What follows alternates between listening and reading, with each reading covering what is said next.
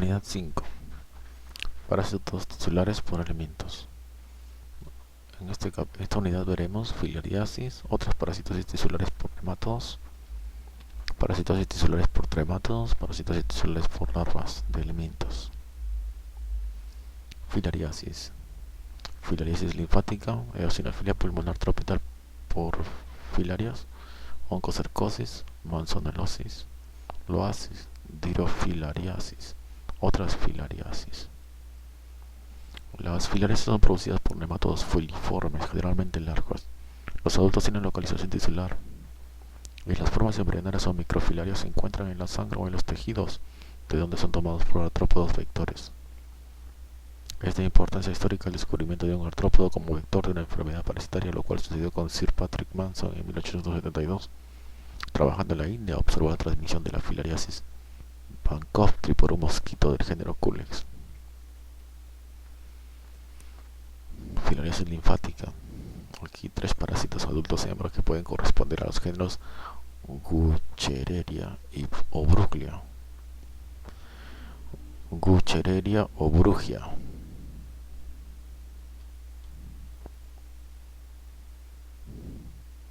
Microfilaria en gota gruesa. Se observa la membrana envolvente que sobresale a los extremos anterior y posterior.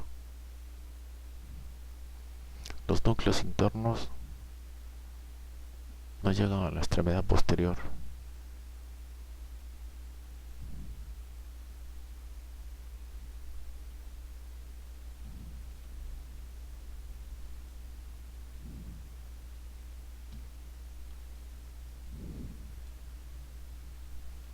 Gota gruesa, B. Extremo anterior con SH, membrana que sobresale. CE, espacio cefálico. N, núcleos. C, J gruesa, extremo posterior. Núcleos. Estos son los núcleos los que le dan los pigmentos. Espacio caudal. Envoltura. Brugia malayi. Extremo posterior. AP, poro. Anal. N, núcleos que llegan hasta el extremo posterior. SH, membrana envolvente. Las filarias. Guchereria Bancrofti. A. Brugia malayi. B. Oncocerca volvulus. C. Manzonella osardi. D. Manzonella perstans. E. Loa loa.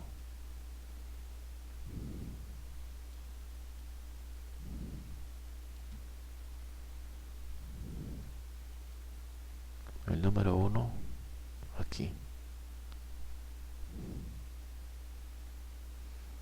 Son ciclos de vida de filarias. Los vectores toman las microfilarias de los pacientes. Extremidades en 2. Extremidades posteriores de las microfilarias corresponden a las 6 especies incluidas. Diferentes tipos de los núcleos y las partes posteriores. Extremidades posteriores de las microfilarias diferencian las especies en 3 vectores. Mosquitos de la familia Culicidae, vectores de las filarias A y B. Estos Culicidae son vectores de Guchereria Bancrofti y Brugia malayi.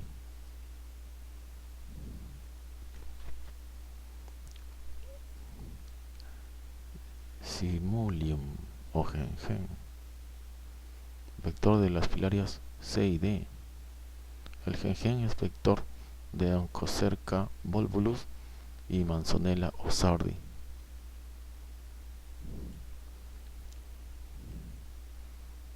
Chrysops o tábano, vector de la filaria F. Chrysops otavalo es vector de loa loa. En 4,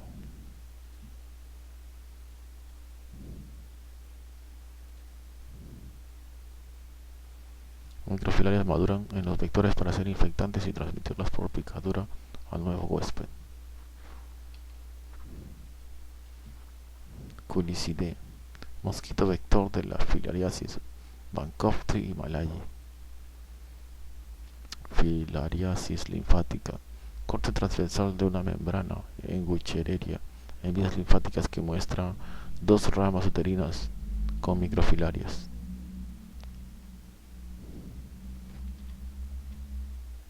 Filariasis linfática, elefantitis en ambas piernas. Filariasis linfática, elefantitis unilateral avanzada. Filariasis linfática, elefantitis de escroto muy avanzada.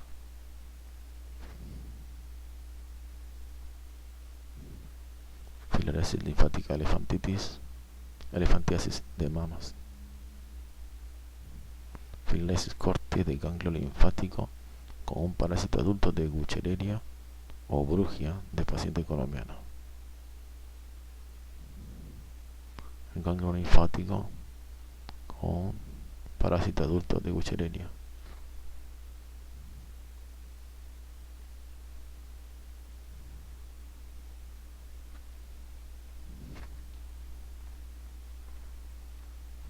Y el tratamiento.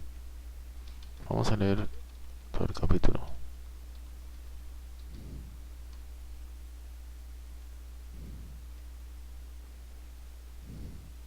Filariasis linfática, agente etiológico. El principal agente causal de la filariasis linfática es Wuchereria bancrofti, nematodo filiforme de 6 cm a 10 cm de longitud. Secundariamente, Brugia malayi y B. timori causan la enfermedad en Asia.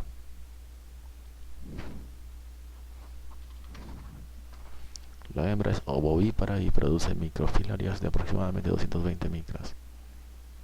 Los agentes causales de estas enfermedades son Wuchereria bancrofti, principalmente en el cinturón tropical de África y Asia, y menos común en América. Brugia malayi en Asia y el Pacífico. Brugia timori en Indonesia. Las dimensiones de esos parásitos son Wuchereria bancrofti.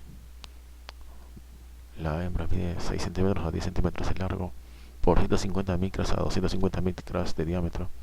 El diámetro de 3 a 4 centímetros de largo. El macho, de 3 a 4 centímetros de largo, por 100 a 150 micras de diámetro. B. malayi. B es Brugia malayi. Brugia malayi, hembra, 5 a 6 centímetros de longitud y 160 micras de diámetro. Macho de 2 centímetros por 90 micras. Los órganos digestivos y los reproductores en la hembra están constituidos por una estructura tubular que corresponde al intestino y otras dos de mayor tamaño que son las ramas uterinas, generalmente llenas de microfilarias. Las hembras son ovovíparas y dan origen a embriones o microfilarios que miden aproximadamente 230 a 300 micras de longitud por 7 a 10 micras de diámetro.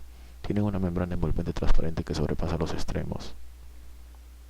Wuchereria bancrofti tiene en su interior masas nucleares que no llegan hasta el extremo posterior, a diferencia de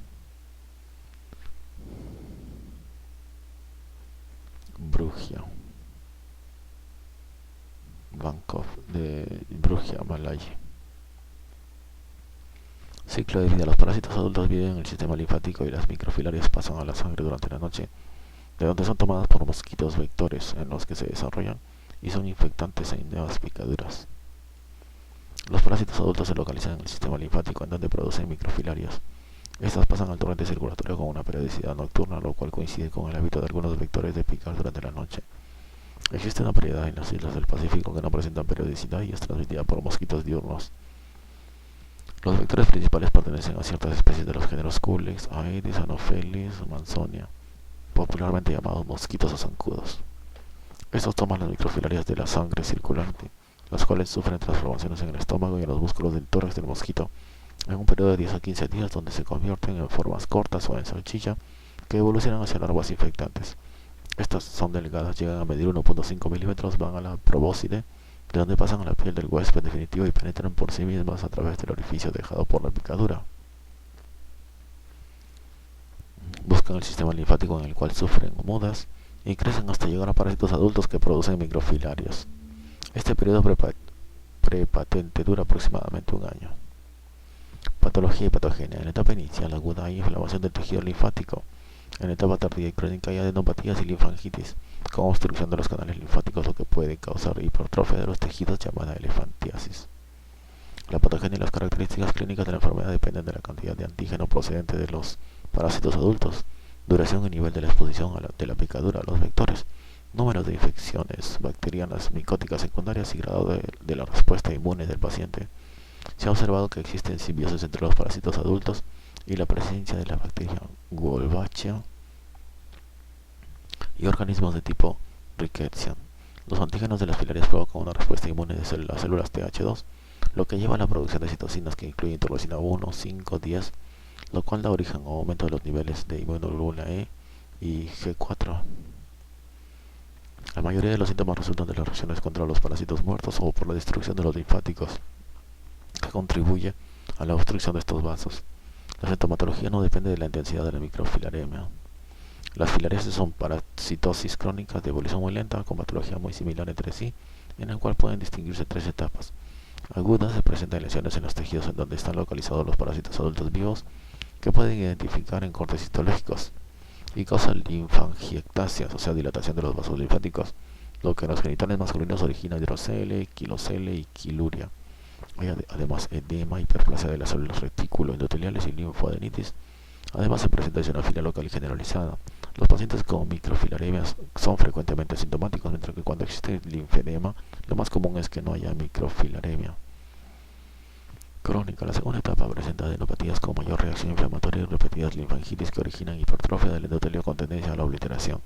En estas dos etapas hay frecuentes infecciones bacterianas agregadas que causan complicaciones. Elefantiásica. La etapa final se produce en pocos casos. Está caracterizada por la presencia de granulomas, con fibrosis alrededor de los parásitos muertos, algunos de los cuales se calcifican. La obstrucción de los linfáticos da lugar a la salida de linfa de los tejidos circundantes, lo que estimula la actividad de los fibroblastos.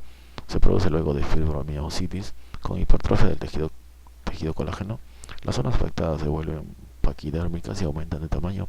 La localización más frecuente de la elefantiasis es en las extremidades y genitales. Es importante anotar que existen otras causas de elefantiasis, principalmente de origen estreptocócico, con las cuales se debe hacer diagnóstico diferencial.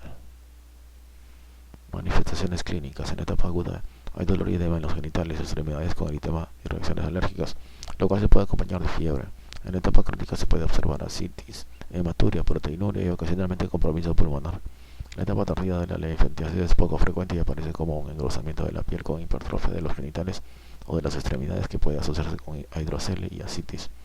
Los motivos de regiones endémicas generalmente son sintomáticos únicamente en las etapas tardías de la enfermedad, mientras que los visitantes no inmunes tienen síntomas rápidamente y más severos, aún con microfilaremia baja. La sintomatología se presenta más frecuentemente en la adolescencia que en el adulto.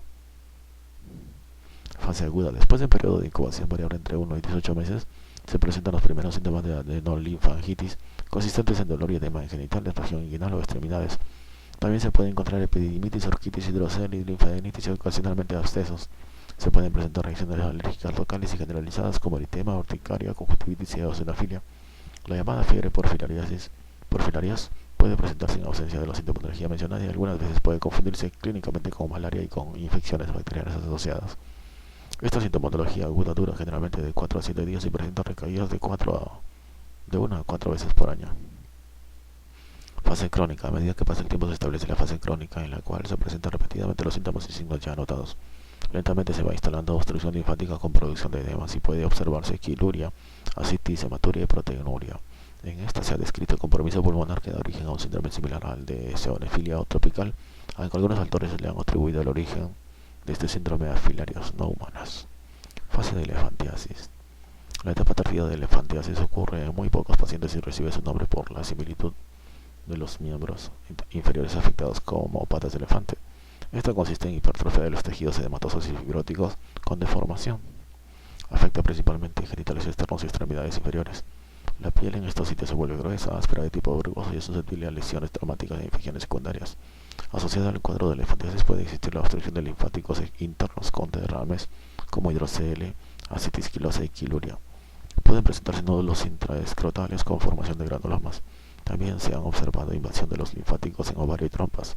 Otra de las manifestaciones deformantes es la hipertrofia mamaria. Diagnóstico: en las etapas aguda y crónica se buscan las microfilarias en sangre durante la noche. Se pueden observar móviles en fresco o coloreadas en extendidos a gota gruesa. Existen métodos de concentración como los de Knott y los de QBC. La biopsia puede también demostrar los parásitos adultos o las microfilarias en los tejidos. Existen métodos indirectos como la búsqueda de antígeno y métodos radiológicos especializados.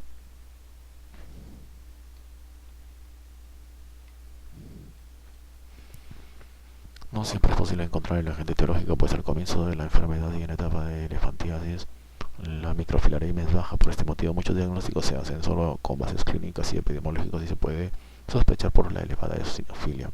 En las formas agudas y crónicas es posible encontrar las microfilarias en sangre periférica tomada entre las 10 y las 2 am, hacia la noche 10 pm, excepto en las áreas del Pacífico, en donde existe la microfilariemia no periódica. Al examen en fresco de una gota de sangre se puede observar microfilarias móviles. La tinción de gotas gruesas con colorantes de sangre o preferiblemente con metoxilina permite estudiar la morfología interna y la presencia o ausencia de membrana envolvente. En la biopsia se observan los parásitos en cortes transversales con las estructuras internas, principalmente ramas uterinas. Estas características hacen posible la clasificación de especie. De igual manera se pueden procesar muestras de líquido quiloso. Cuando los dos métodos anteriores fallan para la confirmación de las microfilarias, debe hacerse una concentración utilizando sangre venosa.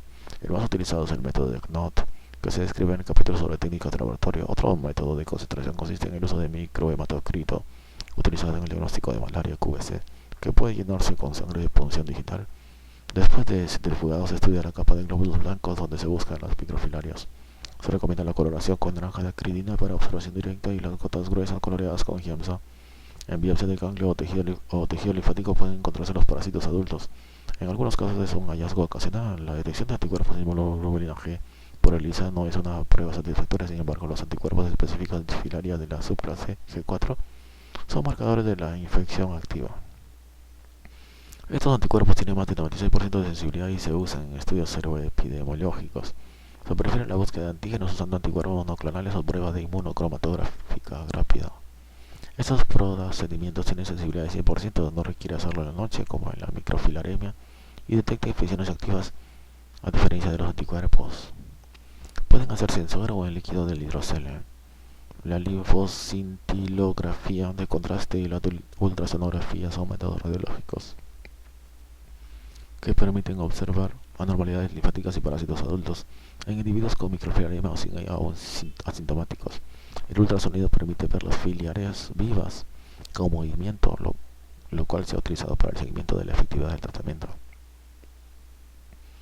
Epidemiología, control y prevención. Predomina en África ecuatorial y Asia tropical, especialmente en la India. En América se presentan casos ocasionales en la zona del Caribe y Brasil. Como no existen reservorios animales, el control se dirige a eliminar los vectores que pican al hombre. La filariasis bancrofti tiene una amplia distribución geográfica en las zonas tropicales y subtropicales. Las principales regiones endémicas se encuentran en África ecuatorial y en las zonas costeras de Asia tropical. A la India corresponde el 40% de la prevalencia global, que se estima a 120 millones de personas infectadas. La filariasis malayi y conori son menos frecuentes y tienen una distribución geográfica limitada a zonas de Asia y del Pacífico Oriental. En América predomina en las costas e islas del Caribe y región noreste del Brasil. En el 2000 se encontraron frecuencias de 6% y 7% en algunas islas del Caribe. La enfermedad se descubrió en Guyana. En Colombia se han descrito pocos casos y no constituye un problema de salud pública. La presencia de infección humana depende de dos grupos de factores: los ambientales, relacionados con la proliferación de los mosquitos vectores, principalmente Culex, además Anopheles, Aedes y Mansonia. Y por otro lado, los humanos, que permiten la diseminación de la infección en grupos que viven hacinados en viviendas inadecuadas, como sucede en los barrios pobres de las zonas tropicales rodeados de criaderos de mosquitos. El hombre es el único huésped definitivo y no existen reservorios animales. Se ha encontrado que la infección se adquiere en la niñez y permanece asintomática en una tercera parte de los niños infectados hasta los 5 años. La medida de control es la eliminación o reducción de los vectores, lo cual es difícil de lograr. A nivel personal se recomienda evitar la picadura de los mosquitos mediante mallas protectoras y repelentes cutáneos. Estas medidas de control se deben complementar con la administración masiva de medicamentos con fines profilácticos, de los cuales la OMS recomienda una vez al año una dosis única de albendazol más ivermectina o de albendazol con dietilcarbamazina durante 4 o 6 años. La filariasis linfática se considera como una enfermedad que puede eliminarse debido a que no hay reservorios animales y a que los tratamientos son efectivos para controlar la parasitosis como quimioterapia y cirugía. Se ha relatado un caso en un país oriental de un paciente con gran hipertrofia escrotal para quien la posición más cómoda era estar sentado y en el suelo con el escroto extendido. Esta situación dio origen a la utilización del escroto como mesa de exhibición de objetos que vendía al público. En un programa de control, el paciente fue operado con resección del escroto. Hubo mejoría de su enfermedad, pero sus ingresos disminuyeron, por lo cual entabló demanda contra las autoridades de salud. Aún se encuentra transmisión activa en las Américas, pero solo en Brasil, República Dominicana, Guyana y Haití, aunque existen 10 países más donde hay posible transmisión. En el resto no hay transmisión ni casos comprobados. Tratamiento. El medicamento más antiguo es la dietilcarbamazina, que actúa contra los parásitos adultos y las microfilarias. La destrucción de estos parásitos puede causar reacciones alérgicas. La ivermectina es un medicamento más nuevo con acción sobre las microfilarias, pero poco contra los parásitos adultos. También puede producirse reacciones alérgicas. El albendazol ataca a las microfilarias y se utiliza en programas de control combinado con uno o dos los medicamentos mencionados antes. El tratamiento combinado en los últimos años con la introducción de nuevos medicamentos, lo que ha permitido hacer programas de quioprofilaxis. Dietilcarbamazina o DEC es un potente microfilaricida para las 3 especies mencionadas y tiene también actividad contra los parásitos adultos. La administración mensual es de 6 mg por kilogramo en dosis única o durante 12 días. Si se da dosis 1 o 2 veces en un año, produce reducción sostenida de las microfilarias de 90 a 99% durante un año después de haber sido administrado el medicamento. La DEC se ha agregado a la sal de cocina en áreas endémicas con buen efecto en la reducción de las microfilarias. El medicamento produce importantes síntomas de intolerancia, principalmente por la acción de la microfilaricida y contra los parásitos adultos, aunque el medicamento mismo tiene también efectos secundarios. Las reacciones son fiebre, cefalea, mareo, anorexia, artralgias, vómitos, reacciones alérgicas, etc. Más comunes y graves cuando la densidad de las microfilariasis es alta. También hay reacciones locales como linfangitis y abscesos. Estos efectos secundarios se tratan con antiinflamatorios y antihistamínicos. Estudios en animales han mostrado que hay efecto teratogénico. En las mujeres puede aumentar el riesgo de aborto, por lo cual debe evitarse durante el embarazo. Sin embargo, por no ser excretada en la leche humana, no tiene contraindicación en la lactancia. Ivermectina se presenta en tabletas ranuradas de 6 miligramos y en gotas de 0.6 gramos, en que una gota contiene 200 microgramos. Se administra en dosis única de 200 a 400 microgramos por kilogramo, reduce la microfilaremia y en 90% hasta un año después. Esta reducción de las microfilarias es más rápida con ivermectina que con DEC. Por no tener una acción significativa contra los parásitos adultos, se sigue considerando como el medicamento de elección. La dietilcarbamazina, que tiene acción contra estos parásitos, se presentan frecuentes reacciones secundarias debido a la destrucción de las microfilarias, pero no debido al medicamento mismo. Los principales efectos secundarios son fiebre, malestar y linfangitis. La ivermectina también disminuye los niveles de microfilaremia en la infección por Brugia. Albendazol, a la dosis única de 400 a 600 miligramos, es un buen microfilaricida y su utilidad es principalmente en programas de control combinado con uno de los 2 medicamentos mencionados anteriormente. En tratamientos prolongados, el medicamento tiene también acción contra los parásitos adultos. El uso de albendazol es benéfico en las comunidades por el efecto contra ascaris y otros nematodos intestinales. Doxiciclina, debido a la simbiosis entre las filarias adultas y la bacteria Wolbachia, se ha utilizado este antibiótico que elimina la bacteria y produce esterilización de los gusanos adultos. La dosis utilizada es 200 miligramos diarios por 8 semanas, por lo cual se obtuvo reducción de la microfilaremia y de los parásitos adultos en el escroto. Tratamiento combinado para quimioprofilaxis. La combinación de dietilcarbamazina con albendazol o ivermectina en dosis única tiene una mayor eficacia que cada una de los medicamentos separadamente. Estas combinaciones se usan cada vez más para el control en zonas endémicas. ¿De quién? De dietilcarbamazina y albendazol o ivermectina. La combinación de DEC y albendazol tiene un mejor efecto contra los parásitos adultos, mientras que albendazol con ivermectina actúa de manera rápida y sostenida contra las microfilarias. La combinación con los 3 medicamentos también se ha utilizado. El tratamiento con DEC y albendazol produce disminución de la microfilaremia, de la antigenemia y de anticuerpos contra las filarias. En programas de control de filariasis en India, con la combinación de los tres medicamentos mencionados, se observaron reacciones adversas leves en porcentaje de 15.5%, 16,5% cuando se usó entre los años 2002 y 2004. Eosinofilia pulmonar por filariasis es un síndrome caracterizado por elevada eosinofilia sanguínea, tos no productiva, respiración jadeante, linfoadenopatías, fiebre leve y ocasionalmente pérdida de peso. Es debido a la reacción inmunológica a las filarias Guchereria o Brugia y se presenta en menos del 0.5% de los pacientes con filariasis linfática. La patogenia y patología consiste en infiltrado intersticial eosinofílico en pulmones y en casos más graves abscesos o granulomas, que pueden terminar en fibrosis. Estos cambios se deben a la respuesta inmune contra las microfilarias. Como hallazgo de laboratorio se encuentra la elevación de inmunoglobulina E sérica y aumento de los anticuerpos contra las filarias. En la radiografía se observan opacidades moteadas y lesiones intersticiales de 1 a 3 milímetros de diámetro. Este síndrome se presenta principalmente en la India y países vecinos. Se encuentra 4 a 7 veces más en hombres que en mujeres. Existe respuesta terapéutica positiva a la dietilcarbamazina y a la dosis de 2 miligramos por kilogramo 3 veces al día por 14 días. Esta respuesta terapéutica confirma el diagnóstico. Entonces ahí termina este capítulo. Continuaremos con oncocercosis.